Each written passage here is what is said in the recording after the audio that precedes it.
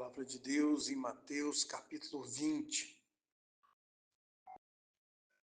Porque o reino dos céus é semelhante a um homem pai de família que saiu de madrugada a assalariar trabalhadores para a sua vinha, e ajustando com os trabalhadores a um dinheiro por dia, mandou-os para a sua vinha. E saindo perto da hora terceira, viu outros que estavam ociosos na praça e disse-lhes: Ide-vos também para a vinha, e dar-vos-ei o que for justo. E eles foram. Saindo outra vez, perto da hora sexta e nona, fez o mesmo, e saindo perto da hora undécima, encontrou outros que estavam ociosos. Perguntou-lhes: Por que estáis ociosos o dia todo? Disseram-lhes: Porque ninguém nos assalariou. Diz-lhe eles: Ide vós também para a vinha, e recebereis o que for justo. Aproximando-se a noite, diz o senhor da vinha ao seu mordomo: Chama os trabalhadores e paga-lhes o jornal, começando pelos derradeiros até os últimos. Chegando aos que tinham ido perto da hora undécima, receberam um dinheiro cada um. Vindo, porém, os primeiros, cuidaram que haviam de receber mais. Mas, do mesmo modo, receberam um dinheiro cada um. E, recebendo, murmuravam contra o pai de família, dizendo: Estes derradeiros trabalharam só uma hora, e tu os igualaste conosco, que suportamos a fadiga e a calma do dia? Mas ele, respondendo, disse a um deles: Amigo, não te faço agravo, não ajustastes tu comigo um dinheiro? Toma o que é teu, retira-te, eu quero dar a esse derradeiro tanto como a ti. Ou não me é lícito fazer com o que quiser do que é meu? Ou é mau o teu olho porque eu sou bom? Assim os derradeiros serão primeiros e os primeiros derradeiros, porque muitos são chamados, mas poucos escolhidos.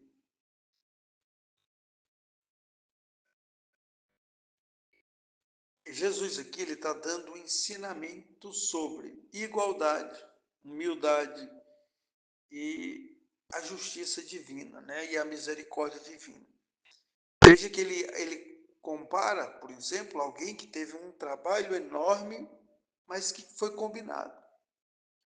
E às vezes pessoas que tiveram pouco trabalho, mas ele pela sua misericórdia quis igualar o ganho, né? Às vezes a gente vê uma pessoa que se dedica anos na vida e Deus abençoa aquela pessoa com saúde, com paz, com prosperidade, com a família. E às vezes nós vemos pessoas que trabalharam muito pouco, mas Deus dá a mesma coisa. Nós vemos alguém às vezes que nasceu na igreja, que trilhou os caminhos retos a vida inteira e Deus abençoa essa pessoa. Mas aí Deus pega alguém lá do mundo, que vivia numa vida totalmente errada, uma vida que você não dava nada pela pessoa, mas Deus pega essa pessoa e iguala a ela àquela que nasceu na igreja. Essa é a misericórdia de Deus. Deus está dando uma lição aqui da sua misericórdia, a sua misericórdia que iguala as pessoas.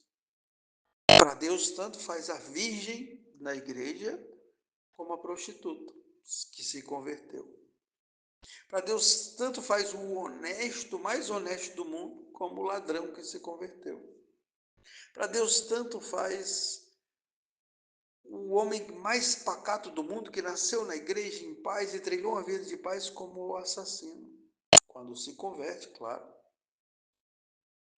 E muitas pessoas têm ciúmes e dizem: aquele ali tinha a vida errada, aprontou tanto, aí vai para a igreja. Mas é assim mesmo. Deus quer pegar esse pessoal da última hora aí, esse pessoal que ninguém dá mínima, pessoal que às vezes vai trabalhar pouco, e você vê pessoas que você diz: Senhor, não tem condições, essa pessoa era totalmente errada, e Deus abençoa em todas as áreas da vida dela, porque Deus faz o que Ele quer, e Deus iguala as pessoas. Fique tranquilo, meu amigo e minha amiga. Não importa o seu passado para Deus. Deus não trata com o passado, a humanidade trata. A igreja fica com reserva. Se alguém era assassino e vem para a igreja fica com certo receio, às vezes durante muitos anos, às vezes a vida toda. Isso é normal, faz parte assim, até da segurança, a pessoa não deve ter raiva disso. Se a pessoa tinha uma vida torta, tomou marido de mulheres, tomou mulheres de marido, vão ficar receosos com ela na igreja. Então, você não extrapole os limites, saiba que isso é a natureza humana, mas para Deus, que conhece o teu coração, que sabe o que tu pensa, o que tu faz, se tu anda direito na presença de Deus, e direito na presença de Deus, isso é que importa. Para Deus, tu é igual àquele que nasceu na igreja e que nunca fez nada de errado. Deus, ele tem esse amor de igualar os filhos problemáticos que se converteram, com os filhos, às vezes, que nasceram em casa. E subindo Jesus a Jerusalém, verso 17, chamou à parte os 12 discípulos e no caminho disse: Eis que vamos para Jerusalém, e o filho do homem será entregue aos principais dos sacerdotes, aos escribas, e condená-lo à morte. Os entregarão aos gentios para que dele escarneça, e o açoite e crucifique, ao terceiro dia ressuscitará. Então, se aproximando dele, a mãe dos filhos de Zebedeu, com seus filhos, adorando-o e fazendo-lhe um pedido, e ele diz-lhe: que queres? E ela respondeu: Diz que esses meus dois filhos se assentem, um à tua direita e outro à tua esquerda no teu reino. Jesus, porém, respondendo, disse: Não sabeis o que pedis. Podeis vós beber o cálice que eu hei de beber e ser batizado com que o batismo com que eu sou batizado? Dizem-lhes eles: Podemos. E diz-lhe ele: A verdade, bebereis o cálice e sereis batizados com o batismo com que eu sou batizado. Mas o assentar-se à minha direita ou à minha esquerda não me pertence dá-lo, mas é para aquele a quem meu Pai o tem preparado. E quando os 12 ouviram isso, indignaram-se contra os dois irmãos. Então Jesus, chamando-os para junto de si, bem sabeis que pelo príncipe dos gentios são estes dominados, e que os grandes exercem autoridade sobre eles. Não será assim entre vós, mas todo aquele que quiser entre vós fazer-se grande, seja vosso serviçal. E qualquer que entre vós quiser ser o primeiro, seja o vosso servo, bem como o Filho do Homem não veio para ser servido, mas para servir e para dar sua vida em resgate de muitos. E Jesus agora dá uma lição, reforçando a questão da humildade, e surge uma história, e essa história é importante. O Espírito Santo, ele capta todas essas coisas para dar uma lição de humildade. Em todo ambiente tem sempre alguém querendo se destacar. Se é numa igreja, tem aquela irmã que quer mostrar que sabe mais, que cozinha melhor, que limpou melhor, que a outra não ajudou, e que aquela irmã chegou mais tarde, ela chegou primeiro. Num ambiente de trabalho tem isso entre os homens às vezes, a competição. E às vezes no ministério, tem pessoas que bajulam o pastor, bajulam o pregador, querendo cargos, outros ali estão querendo favores. Esquece que, na verdade, numa igreja séria, não estou dizendo que todas são sérias, mas numa igreja séria, quem controla cargos é o Espírito Santo. Por mais que o pastor escolha a pessoa, quem deve escolher, na verdade, é o Espírito Santo. Ele inspira, né, a escolha. Por isso que a escolha não pode ser humana, não pode ser pelo filho do dizimista que dá o maior dízimo. É bom que seja dizimista, porque mostra que a pessoa tem amor, né, à obra de Deus, e tem apego. Quando a pessoa não é dizimista, ela já é suspeita. Quando não é ofertante, já é suspeita. Porque às vezes não tem amor, está cheio de complicação, a vida está bagunçada, às vezes a fé dela está tão perturbada que ela não consegue dizimar e ofertar, e às vezes outras áreas da vida estão com problema. Mas não é por dinheiro, tem que ser fatores. A pessoa tem uma conduta boa, a pessoa se porta bem socialmente, as palavras, gosta da palavra de Deus, está sempre nos cultos, ora, jejuma, tem um bom relacionamento com o esposo e com a esposa, cria os filhos bem na graça de Deus, é um exemplo para a igreja, se veste bem, tem todos os valores e é dizimista e ofertante. Se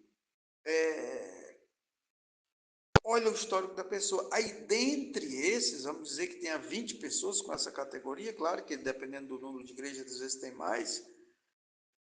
Aí dentre esses 20, ora-se para escolher dos 20, ver qual é que o Espírito Santo quer, porque na verdade é isso, uma escolha. Né? Pelos frutos você conhece as árvores, mas você não sabe qual é o escolhido por momento, a escolhida. Mas muitas vezes não ocorre isso, né?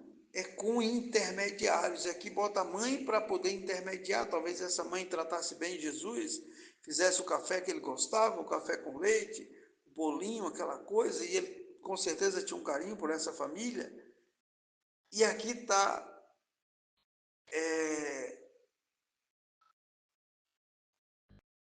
ela tentando interferir no processo. É muito comum isso em igrejas, é muito comum essas indicações forçadas. E aqui Jesus está dizendo que, na verdade, não deve ser assim. Quem quer ser o primeiro, seja o último. Ou seja, na verdade, primeiro e último é uma coisa que Deus faz. Assim como Deus revelou a Pedro que Jesus era o Cristo, é Deus que faz isso, escolhendo quem vai ser primeiro, quem vai ser último, quem vai ficar no meio. Porque nós vimos no texto anterior que tanto faz o primeiro como o último, Deus igualou a todos. Na recompensa no reino dos céus, essas funções podem não ter nenhum valor, pode ser que sim, mas pode não ter nenhum valor, porque nós acabamos de falar com o texto anterior, e é bom que esses textos estejam juntos, que às vezes o pastor e o membro que sentava no banco e limpava a igreja vai receber o mesmo galardão, porque Deus vai igualar essas pessoas pelo seu amor, pela sua misericórdia, porque é isso que importa. Mas as pessoas estão atentas, às vezes, a cargos em igrejas. E às vezes tem competições acirradas, e às vezes fofocas, intrigas. Esse aí, se eu abrir a minha boca, se eu falar o que eu sei, não vou nem dizer.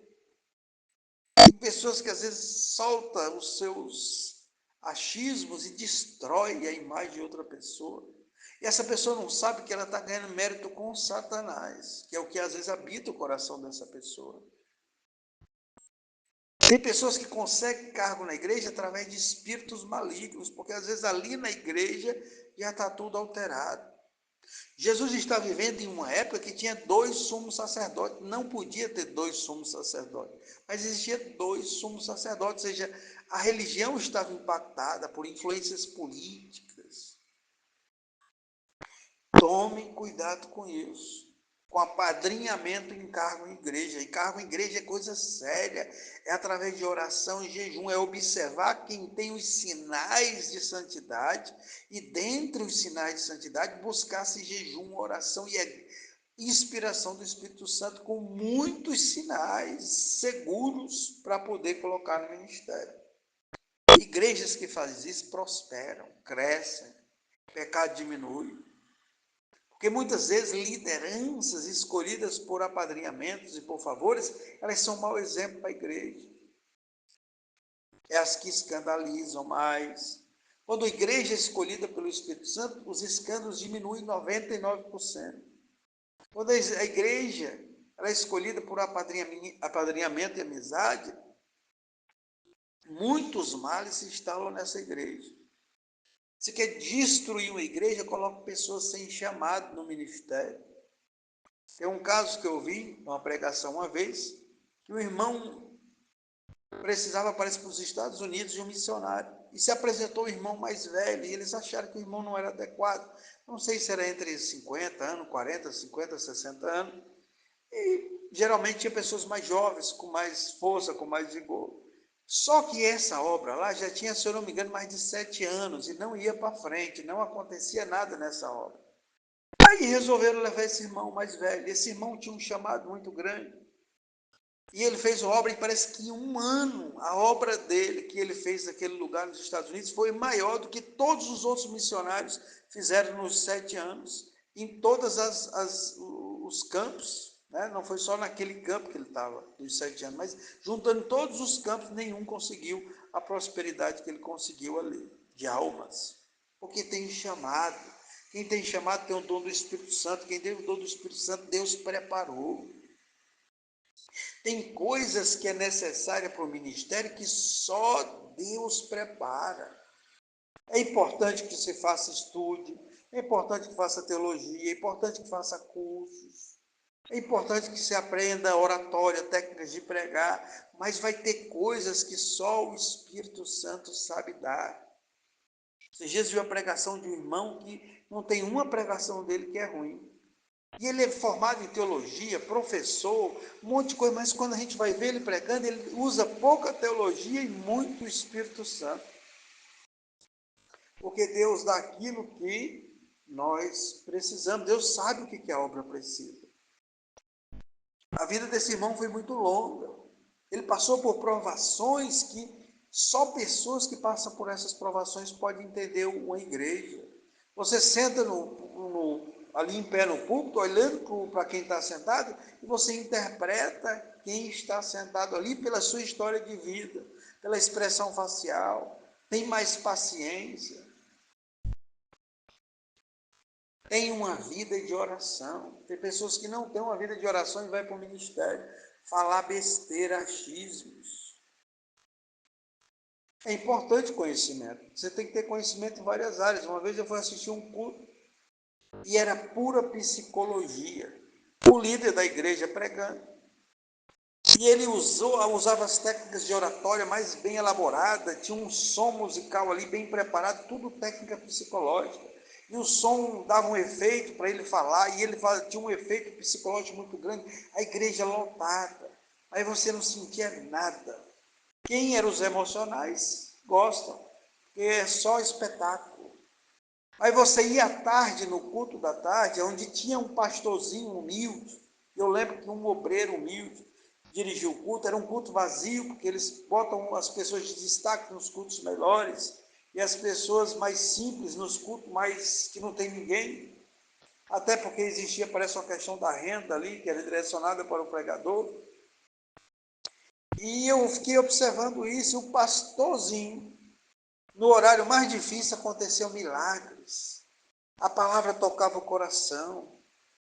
Onde tem o Espírito Santo de Deus, tem libertação. Então, cargo em igreja, cargo em empresa, não pode escolher assim. Um servo de Deus não pode botar qualquer pessoa num cargo da sua empresa.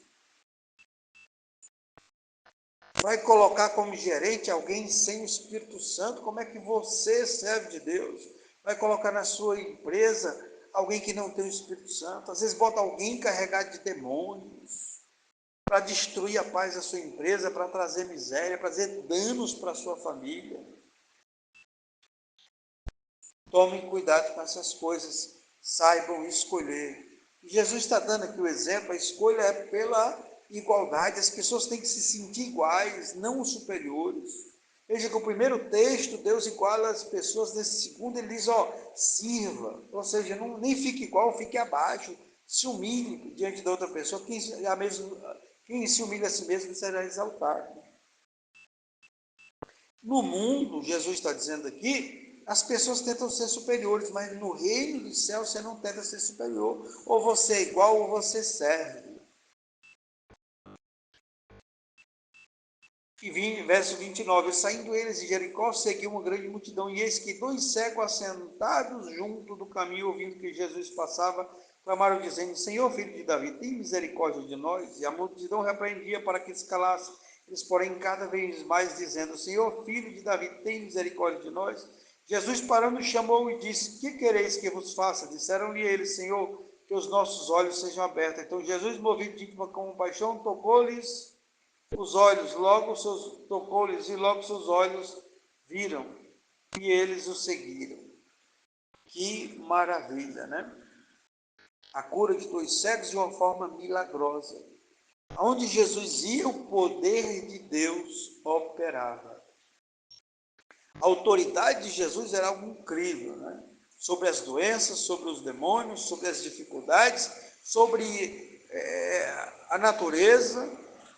Fazia um peixe, fisgar uma moeda e Pedro pegar para pagar uma dívida. Então, Jesus opera milagres. E nós somos felizes, porque ele diz, onde houver 2 ou 3 reunidos no meu nome, eu estarei presente. Então, se você está passando por uma situação muito difícil, não tem coisa mais difícil que fazer um cego enxergar. Porque tem vários fatores. Além dos fatores do próprio olho ali, tem os do cérebro. Porque uma coisa é o olho ser cego, mas outra coisa é o cérebro ser cego. Porque, na verdade, nós enxergamos com o cérebro. O olho é só uma espécie de câmera que capta a imagem. Mas se o olho for danificado, o cérebro segue. Mesmo que você conserte o olho, dificilmente o cérebro fica consertado. Então, Jesus opera um milagre aqui duplo, porque Jesus conserta o aparelho visual e conserta o cérebro, a região do cérebro que interpreta a imagem. É algo inimaginável. Nenhum computador do mundo é capaz de fazer esse processamento da forma que o cérebro faz. Então, Jesus faz milagres inimagináveis. Qual é o teu problema? Financeiro? Emocional? Tu acha que tu não se liberta dessa depressão, dessa doença, porque não tem jeito? Meu amigo, se Jesus muda o cérebro para fazer um cérebro enxergar, e a gente enxerga com o cérebro mesmo, você imagina essa depressão sua, você imagina essa doençazinha que você tem. Jesus pode fazer maravilhas na sua vida. E essa dívida também, e essa solidão também, e esse vício também, porque assim como Jesus altera as células do cérebro para fazer ele enxergar, altera para fazer você ter nojo de drogas, desse vício que você tem, seja sexual ou outra área. Então existe esperança para a sua vida. O Jesus que iguala as pessoas, é filho do Deus que iguala as pessoas, é filho do Deus que quer que você seja humilde, mas é o filho do Deus e opera com o poder de Deus, com curas e libertações de forma tremenda.